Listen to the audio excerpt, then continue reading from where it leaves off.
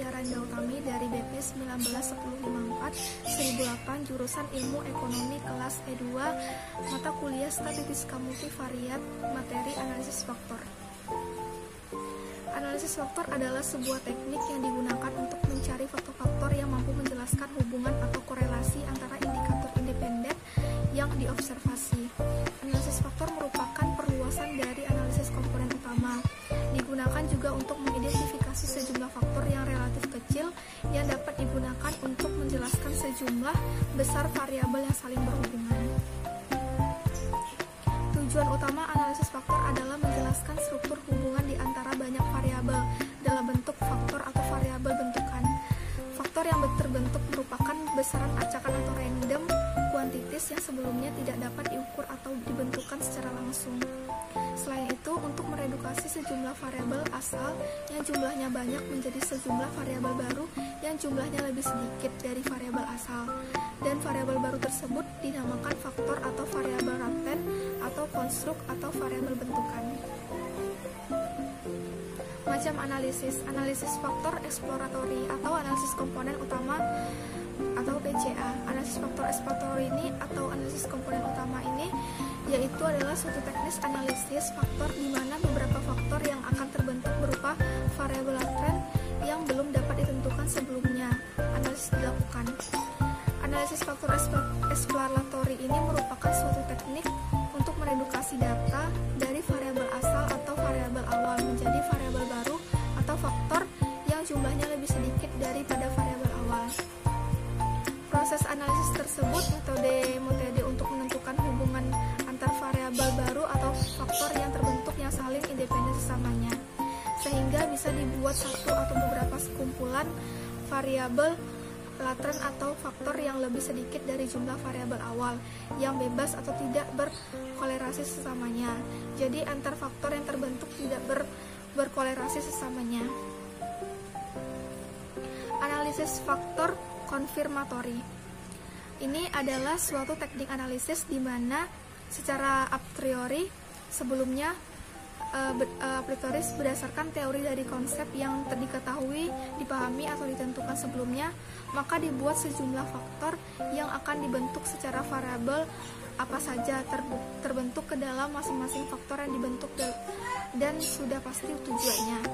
Pembentukan faktor konfirmatori ini secara sengaja berdasarkan teori dan konsep dalam beberapa item atau sub-sub variabel yang merupakan variabel teramati atau observasi variabel. Pada dasarnya tujuan analisis faktor konfirmatori ini adalah pertama untuk mengidentifikasi adanya hubungan antar variabel dengan melakukan korelasi. Tujuan keduanya untuk mengurangi validasi dan realitas instrumen. Yang selanjutnya adalah proses analisis. Secara garis besar tahapannya adalah yang pertama adalah merumuskan masalah, yang kedua menyusun matrika kolerasi, yang ketiga ekstraksi faktor, yang keempat merotasi faktor, yang kelima interpretasi faktor, yang keenam pembuatan faktor skores, yang ketujuh pilih variabel subgrad atau tentukan summated scale. Selanjutnya adalah merumuskan masalah. Merumuskan masalah meliputi beberapa hal. Yang pertama itu adalah tujuan analisis faktor harus diidentifikasi. Yang kedua, variabel yang akan dipergunakan di dalam analisis faktor harus dispesifikasi berdasarkan penelitian sebelumnya, teori dan pertimbangan dari peneliti. Terus adalah pengukuran variabel berdasarkan skala interval atau rasio. Terusnya adalah banyaknya elemen sampel atau N harus cukup atau memadai. Selanjutnya adalah menyusun matriks korelasi. Langkah pertama ini dilakukan dengan mencari korelasi matriks antara indikator-indikator yang diobservasi. Ada beberapa ukuran yang bisa digunakan untuk syarat kecukupan data sebagai rule of, yaitu korelasi matriks antar individu. Metode yang pertama ini adalah memeriksa korelasi matriks. Tingginya korelasi antara indikator mengidentifikasi bahwa indikator-indikator tersebut dapat dikelompokkan ke dalam sebuah indikator yang bersifat homogen, sehingga setiap indikator mampu membentuk faktor umum atau konstruk. Sebaiknya korelasi yang rendah antar indikator mengidentifikasi bahwa indikator-indikator tersebut tidak homogen sehingga tidak mampu membentuk konstruk. Selanjutnya adalah korelasi parsial.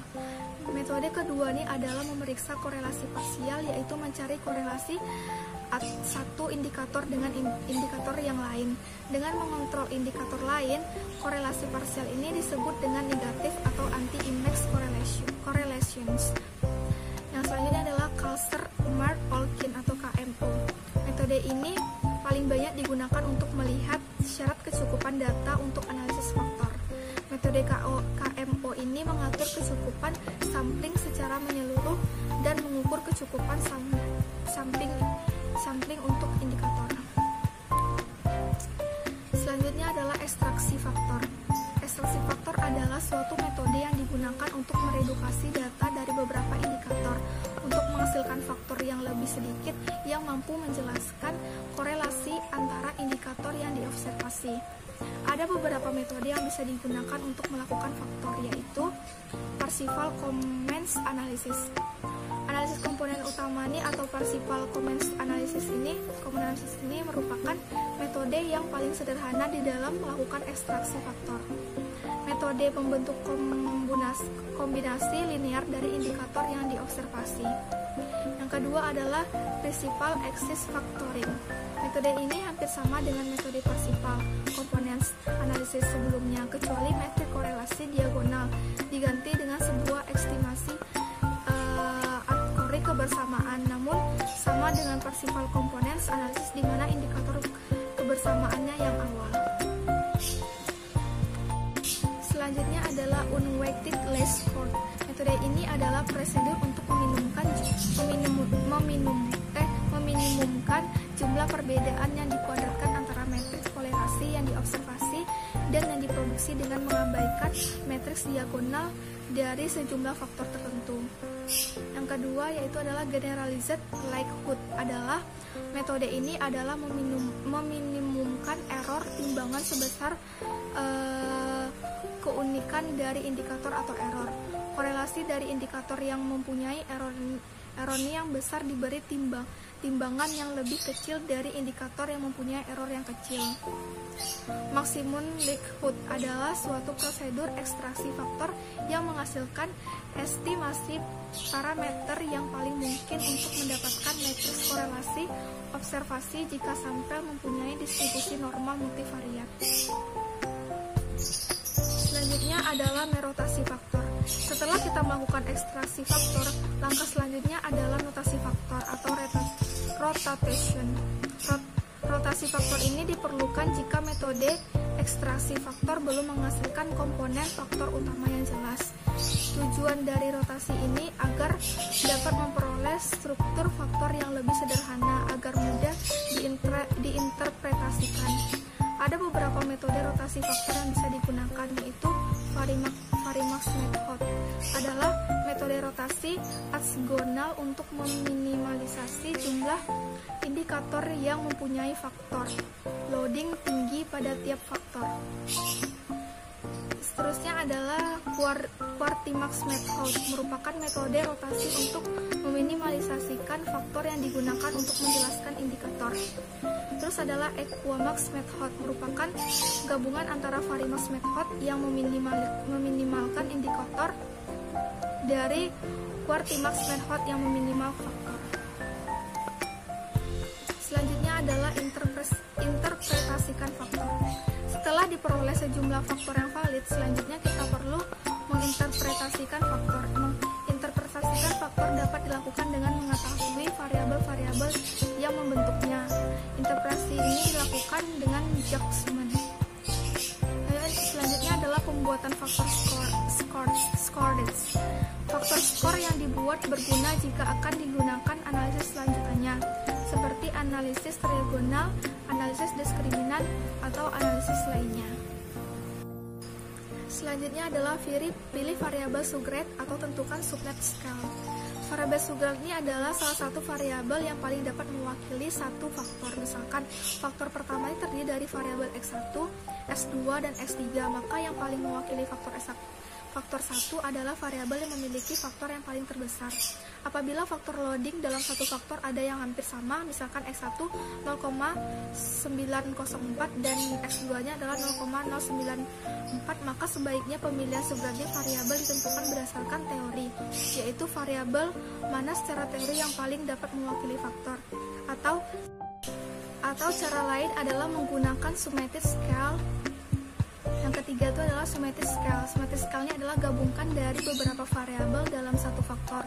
Bisa berapa rata-rata dari semua faktor tersebut atau nilai penjumlahan dari semua dalam satu faktor. Selanjutnya adalah asumsi yang terpenuhi dalam analisis faktor lainnya. Korelasi antar variabel independen. Besar korelasi atau korelasi antar independen variabel harus cukup kuat, misalkan dia di atas 0,5. Korelasi parsial. Seterusnya adalah besar variabel parsial. Korelasi antar dua variabel dengan menganggap tetap variabel yang lain justru harus kecil. Pada SPSS, deteksi terhadap korelasi parsial diberikan lewat pilihan anti-image correlation. Pengujian seluruh matriks korelasi atau korelasi antar variabel yang diukur dengan besaran Bartlett test sparsity atau measured sampling adequacy. Pengujian ini mengharuskan adanya korelasi yang signifikan di antara paling di atas beberapa variabel. Pada beberapa kasus, asumsikan normalitas dari variabel-variabel atau faktor yang terjadi sebaiknya diperoleh. Baiklah, kita akan menganalisis faktor menggunakan program aplikasi SPSS. Baiklah, di sini saya sudah menyediakan data-datanya. Dan langsung saja kita salin ke dalam aplikasi SPSS. Kita copy dan kita pindahkan ke dalam SPSS-nya. Nah, jadi untuk kasus kita bahas ini yaitu tentang analisis faktor-faktor yang mempengaruhi kepuasan pelanggan terhadap penyewaan dari Gedung Jayapura. Ada 25 sampel dengan jawaban 5 item. Pertama kuesionernya yaitu adalah tentang kalau X1-nya itu adalah fasilitas, X2-nya itu adalah kualitas, X3-nya pelayanan, X4 kebersihan, dan X5 adalah kenyamanan. Dalam setiap pertanyaan tersebut, pilihan jawabannya dengan skor masing-masing. Untuk yang 4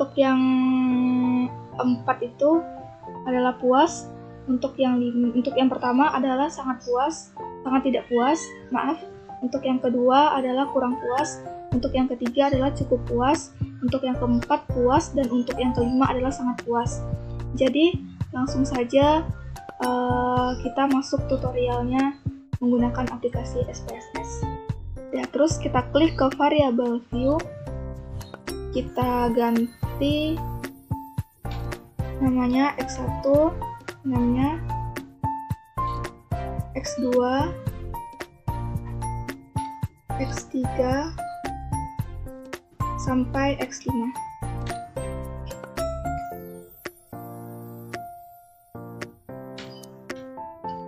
Nah, untuk desimalnya kita ganti jadi 0.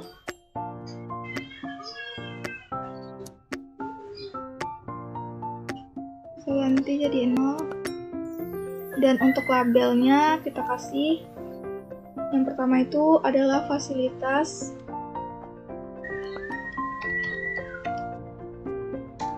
Yang kedua adalah kualitas. Yang ketiga pelayanan. Yang keempat kebersihan.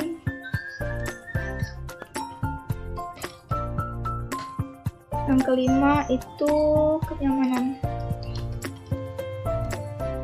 Nah, terus kita lihat ke data view-nya. Dan kayak biasa, kita pilih analyze, terus data reduction, pilih faktor, dan kita pindahkan faktor analisisnya ke dalam variabel.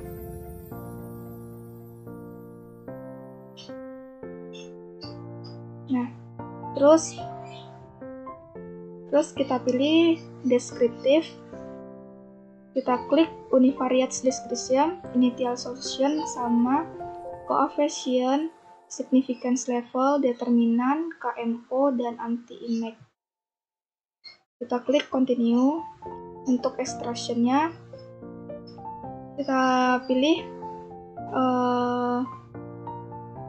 centang dari scatter plot-nya. Kita centang correlation matrix, unit related factor resolution, square plot-nya, dan untuk agent value-nya 1, dan kita klik continue. Terus untuk rotation kita klik Varimax dan kita klik rotate solution, terus loading plot. Kita klik continue. Dan untuk option kita klik sources by set. Kita klik continue. Nah, sekarang untuk melihat outputnya kita klik OK. Nah, di sini sudah keluar outputnya. Baiklah, kita akan menganalisis satu persatu dari tabel faktor analisis tersebut. Untuk yang pertama, kita akan menganalisis KMO. Nah, di sini kita akan melihat angka KMO-nya yaitu adalah 0,681. Jadi ini 0,681 ini adalah besar dari 0,5. Hal ini menunjukkan dari kecukupan sampel yang akan kita teliti sekarang. Seterusnya, kita lihat dari untuk C-word-nya itu adalah 23,968 dengan nilai signifikannya yaitu adalah 0,08. Jadi hal ini menunjukkan adanya kolerasi antar variabel dan layak untuk diproses lebih lanjutnya. Untuk selanjutnya kita akan menganalisis tabel dari anti-image matrices. Di sini kita akan menganalisis, melihat kasus pada bagian anti covariance pada angka yang berpangkat A. Untuk fasilitasnya adalah 0,057. Begitu juga sampai dengan kenyamanan sebesar 0, kenyamanan yaitu adalah ini 0,657. Dan selanjutnya masing-masing dari angka anti-image correlation ini yang berpangkat A itu menunjukkan hasil besar daripada 0,05. Maka semua variabel ini dapat diproses lebih lanjutnya. Semua variabel ini dapat diproses dengan lebih lanjutnya.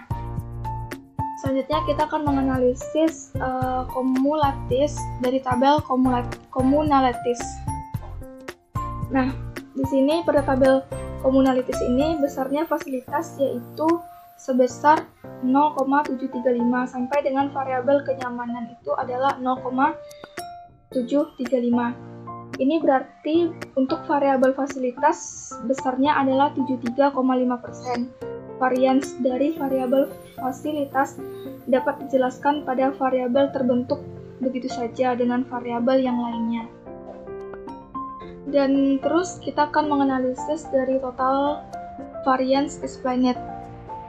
Nah, di sini kita lihat bahwa tabel ini dengan initial agent value-nya yang besar daripada 1 yaitu ada 2 komponen, yaitu komponen 1 dan komponen 2. Kita melihat bahwa pada komponen 1 agent value-nya sebesar 2,293. Untuk kita melihat bahwa pada komponen pertama agent value-nya sebesar 2,93. Ini berarti dengan variannya sebesar 22,93%. Begitu juga dengan komponen yang kedua sebesar 12,11%.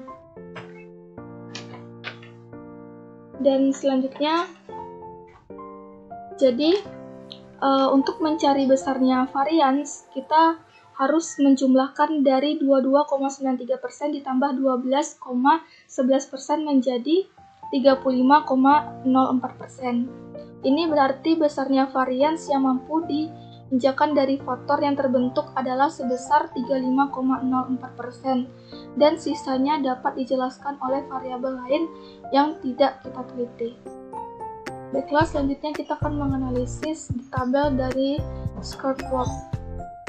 Nah, tabel dari skirt plot ini menjelaskan hubungan antara banyaknya faktor terbentuk dengan eigenvalue tadi dalam bentuk grafiknya. Terus dan selanjutnya kita akan menganalisis dari rotated komponen matrix. Nah, di sini dalam tabel ini kita lihat bahwa kenyamanan yang memiliki korelasi yang paling tinggi yaitu di antara faktor-faktor lainnya, yaitu sebesar untuk faktor yang pertama yaitu adalah 0,851, dan untuk faktor yang kedua yaitu 0,101.